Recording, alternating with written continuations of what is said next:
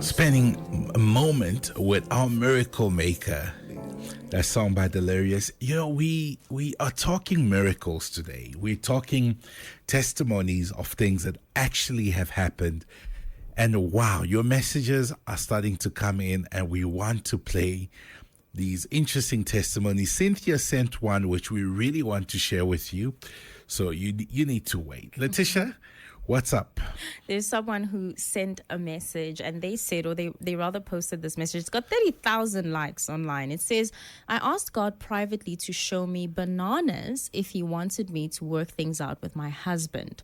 Not only did my husband order bananas, but he mistakenly picked 4 bundles of bananas, and we had around 37 to 40 bananas on the counter for that week. And you know what this is making me think of?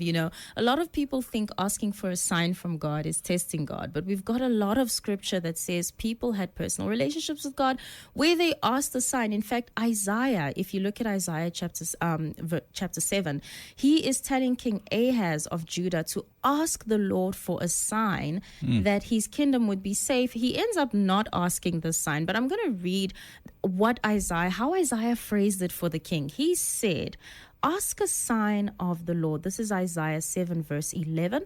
Ask a sign of the Lord your God. Let it be as deep as hell or as high as heaven. Another translation says, ask the Lord your God for a sign of confirmation.